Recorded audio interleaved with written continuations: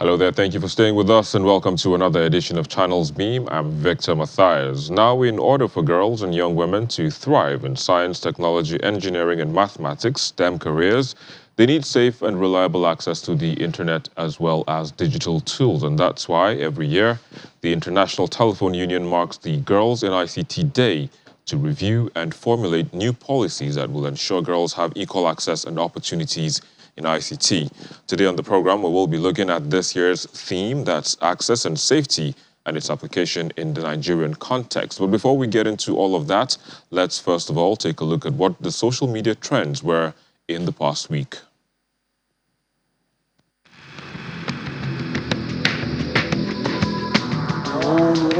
Muslim faithful in Nigeria have joined their counterparts around the world to celebrate this year's Eid al-Fitr. Eid al-Fitr marks the end of Ramadan, the Muslim holy month of fasting, and is celebrated during the first 3 days of Shawwal, the 10th month of the Islamic calendar. Eid al-Fitr is a time of official receptions and private visits when friends visit one another, present gifts, wear new clothes, among other activities. In Nigeria, the Muslim faithful have been observing the Eid prayers across the different parts of the country.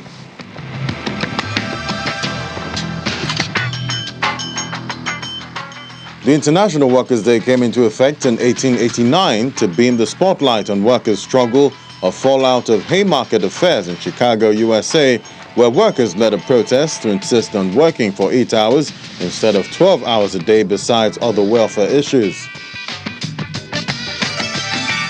Here in Nigeria, led by the labor unions, workers are holding rallies across the country to mark the event and advocate for better welfare. And following a pre-May Day rally by the NLC, a major focus of this year's celebration centered around a call on Nigerian workers to get their PVCs and make their voices and votes count ahead of the 2023 general elections.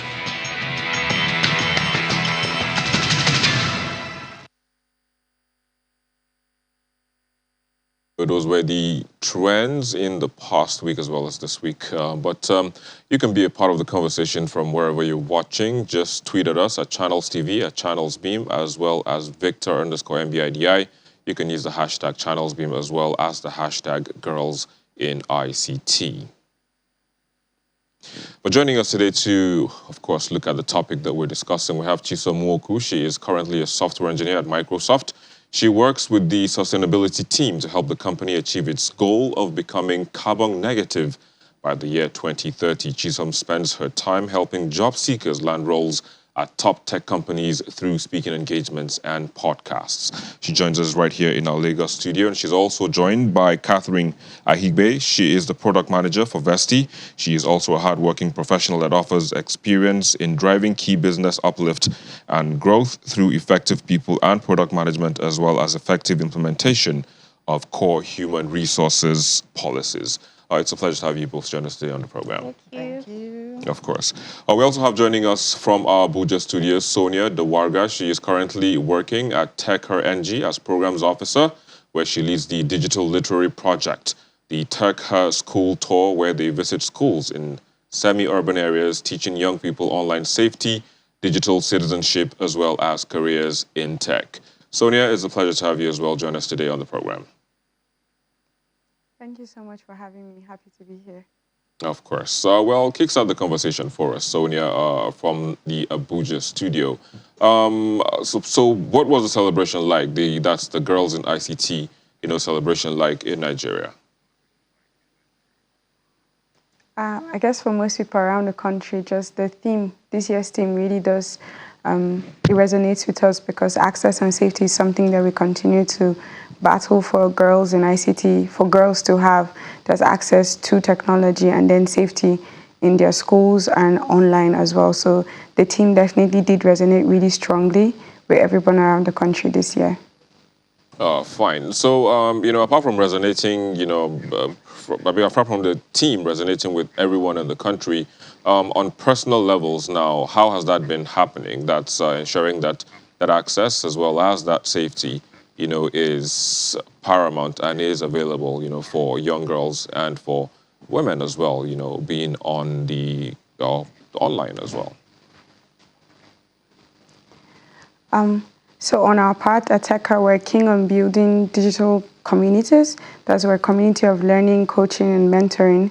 We believe in providing access to technology for women. We think that if we bridge the gap between women and technology, the gender gap, then we'll be able to, enable women create safe digital communities. So these projects and programs, both for online safety and offline safety, are things that we do, just to ensure that we can have more women in these spaces.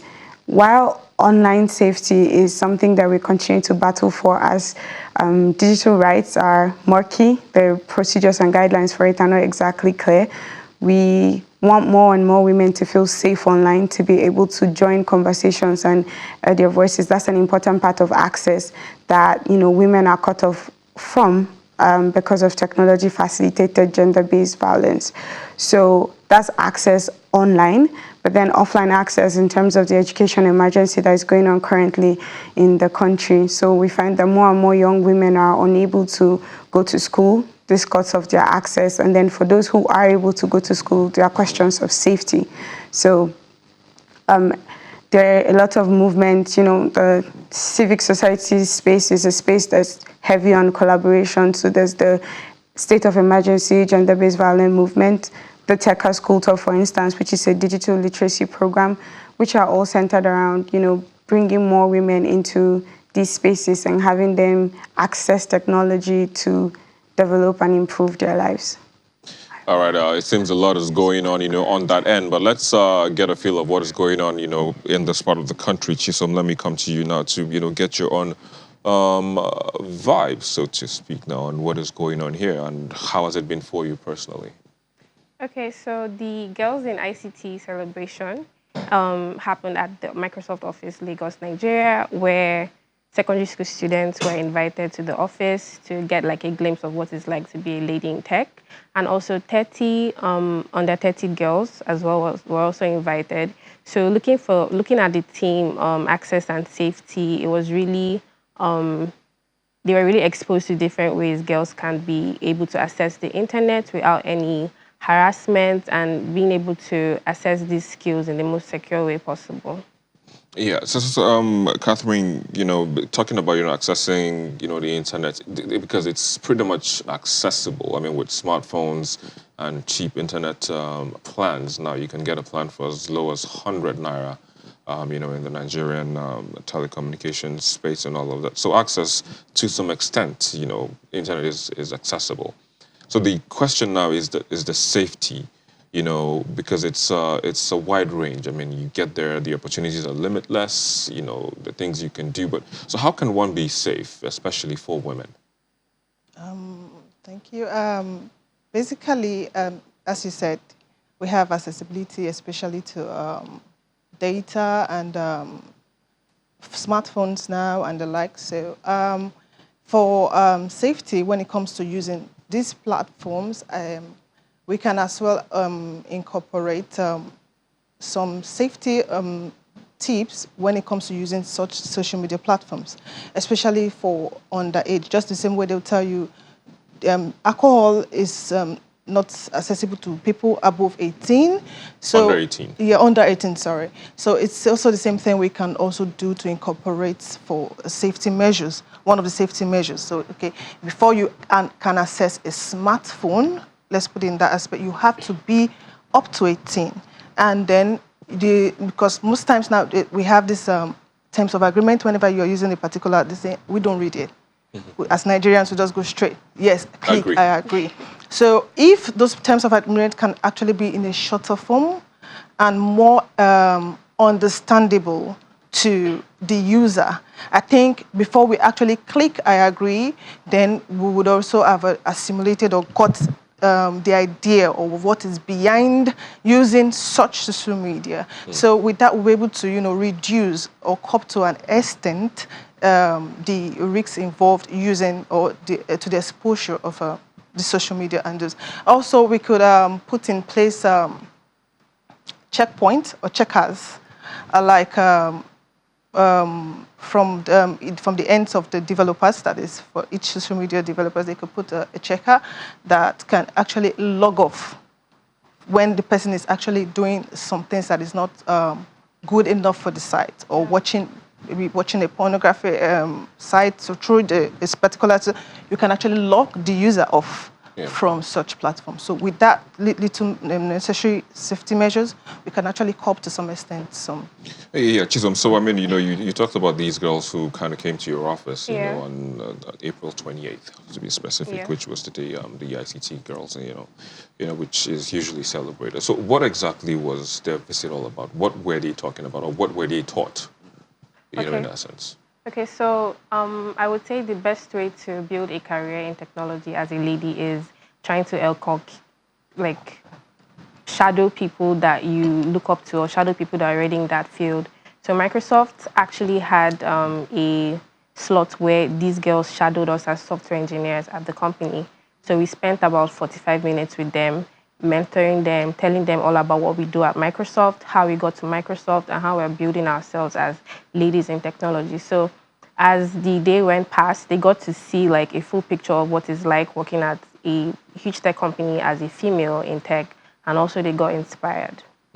So, so this is pretty much in talking about mentorship. I was actually going to come to that, subsequently. I was, trying to focus more on. So, just in 30 seconds, also, just what can be done in terms of safety? How can you help them to be safe out there? Okay, I think the best way to learn about something is being enlightened and being exposed that these things actually exist. So, I think more technical organizations, female tech organizations, should make it clear to these people how they can be safe online. Organizations that exist, such as She Code Africa, it's a female organization for female techies. So if they're enlightened in those organizations, learning from people that have experience in being harassed online or anything, they would be able to pick up better. Yeah, all right, let's, this is a good point to hold it there for a bit. We'll take a quick break, and of course, when we come back, we'll talk more on this. But right now, we'll take a quick break, and of course, we'll be back to continue with the conversation. Please stay with us.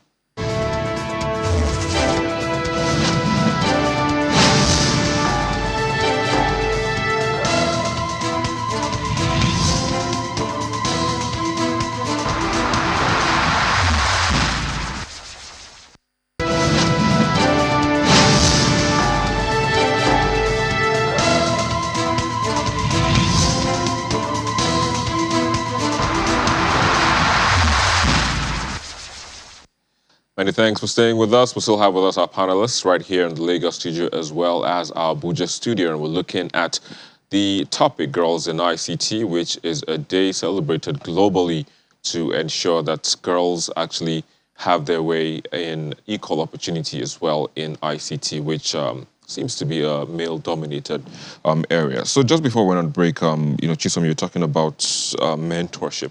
But Catherine, let me come to you on that. In terms of mentorship, in terms of ensuring that we have more people, more girls coming to tech, you are already there. What do you think can be done? Do you think we have the right policies, programs, to ensure that more girls come into the space? Before we even go into mentorship, I think we actually have more girls in tech. It's just now, did they follow up? Take, for instance, my set while I was in school, because my first degree was a computer science degree, and during my set, it was a ratio of actually 70 to 30.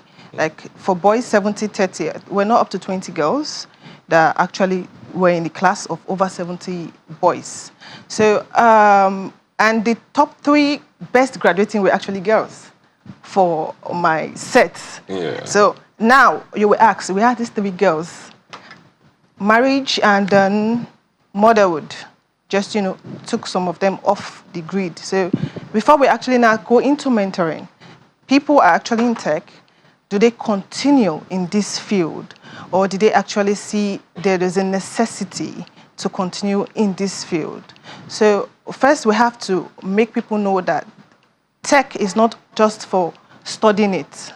It's something that it is something you would do for a lifetime, or something that you make a career out of it, to feed you, and basically most people don't even go to school to read anything concerning tech. They go through online and then get information online, and then so we need to make it sustainable, in the sense that people that actually go to school to study something related to tech should still be able to be professional, to be able to continue in that field.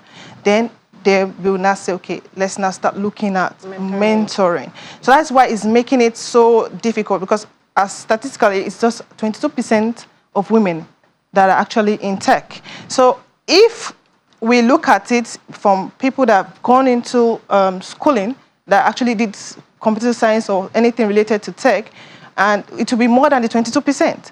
But now, it's people that now actually sustain that career in tech that is actually now, we are seeing that at that 22%. So if we now want to pick out mentors from that 22%, it's actually little, if we say it that way. So we first have to make sure that people that actually study, as women that actually study this IT and ICT, should sustain that, what are they calling it, that career path. They should not just be that they went to school to study and then we are out, what next, marriage, family, yes, it's fine, but let them sustain it. So then we can now look at mentoring. Yeah, I think one of the things you forgot to add, in that respect, is the fact that, you study something in school and then when you leave school, you're actually doing something. And Nigeria happens to us too. Exactly. Nigeria happens to us too, that's exactly. true. But let me also quickly go to Abuja studio and get here from Sonia. Sonia earlier on talked about a program, the Tech School, where they go to schools, to talk to kids and all of that. Sonia, so in that perspective, what is the fulcrum? On what fulcrum does this stand? Do you mentor kids? Do you show them the way in terms of what they should be looking out for when they want to go into tech? Okay, so I think a very important thing to do in getting people into careers in tech is to sort of demystify this space. From a distance, it seems like something that is difficult, unattainable. And so when you try to break it down into maybe smaller bits that people can understand and explain to them that, look, this is something that is it's permeating every aspect of our lives now, our home living, communication, health, every aspect. So if you pick something that you're interested in, and then you can see how tech makes that thing better or how tech has infused that space. So what we do when we go to these schools is first we teach them online safety, because as of now, though these kids are young, like they're in secondary school, some of them or a lot of them actually don't have access to phones or some of this technology, but we believe in getting ahead of the game. So if we inform them on, okay, these are the ways that you should be safe online, and just let them know about things like doxing, extortion right beforehand, so that by the time they're in this space, they know how to conduct themselves and how to protect themselves from predators. Then that's, essential. And then we talk to them about digital citizenship, just essentially how you be a digital citizen, how you be a good digital citizen. And then finally, we talk to them about careers in tech. We try to expand it, if you're interested in football, in medicine, in any field that you're interested in, essentially there's tech in there, and you can find yourself in a space where you can use tech to better the field that you're passionate about or you're interested in. But first, demystifying the space and just breaking it down. Like, it's not some mystical place that what goes on there we don't know. It's like a real place where they're like actual people. So you like football, I like dancing, you like movies, I like music, anything that we like, tech is in those spaces doing, making it better or pushing different things, as it were, and you can be a part of that as well. So those are the three key things that we try to achieve when we go to these schools. All right, Sonia Dawarga, I'd have to say thank you. Keep doing what you're doing. Hopefully you get more girls, keep demystifying the space, like you said. Hopefully you get more girls interested in the space. And of course, in the nearest future, we'll see all of them blossoming, in the space as well. Thanks again for joining us. Thank you so much for having me. Of course. So talking about demystifying, the space. So because when you talk about tech, people just it seems like it's one space, but then in that space you have UX designers, and all of that. So exactly. So how do you put out the word, so that people know that it's not just coders or software engineers, and all? How do you put out that word out there? Okay, pertaining to getting more ladies into tech, people get discouraged when they figure out tech is programming or tech is just learning about a programming language. Most people don't know that tech actually involves product management, project management, UI UX design, data science, and whatnot. So I would say females feel more confident in spaces where they see other females. Like I talked about female-led NGOs, tech organizations. Yeah. So if more of those stuff are set up to actually enlighten females that there are other fields in tech that doesn't necessarily require programming or coding, and also seeing other females that are into these fields that you could shadow or that you could learn from is also something that could be done. Yeah. So are there women in all of these spaces? Yes, there are. There are a lot of women. Oh, okay. Yes. And how are they doing? They're doing quite. And They're doing quite are they okay. mentoring? Do they have people shadowing them? Yes, I would say social media drives like a whole new view to people shadowing you, because you might be looking up to someone that doesn't even know you. But these people have put it upon themselves to post about what they do, post about the jobs that they do. So people that are actually looking up to them can follow them up on social media and actually learn from them, and if possible, connect with them.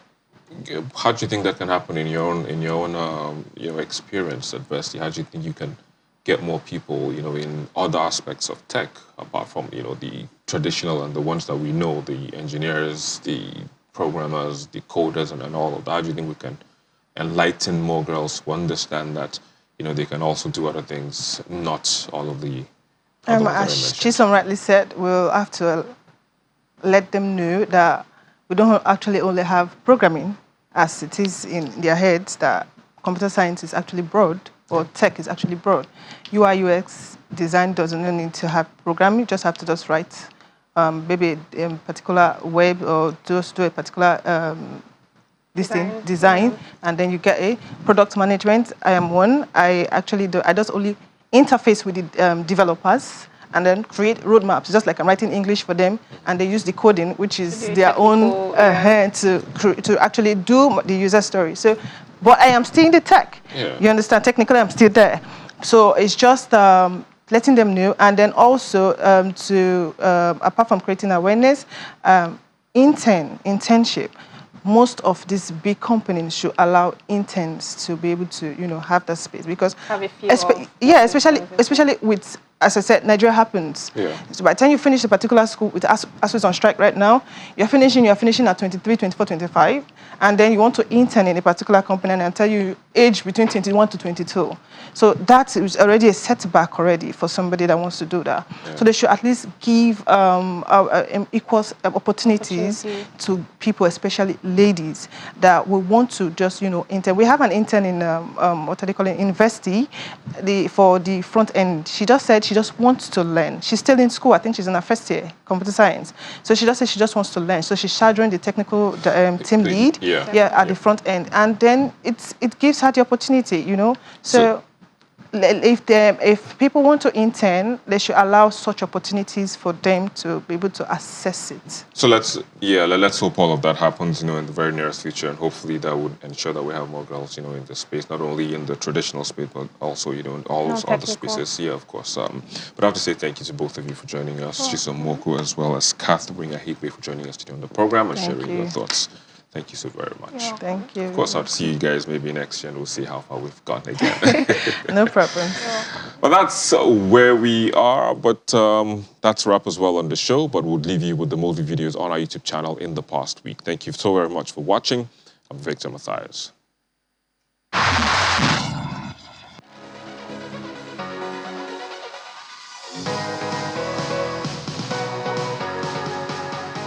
Elder statesman Pa Ayo Adebanjo, claiming that Nigeria is at a crossroads and calling for Southeast presidency, kicks off this week's Top 5 videos. In fourth is the death of Alafin of Oyo, Oba Lamidi Adeyemi, at the age of 83.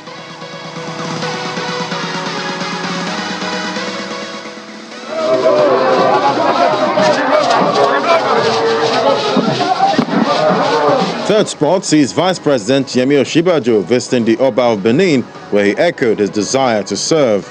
Your Royal Majesty, no, on April 11th, I formally declared my intention to run for the presidency of our country.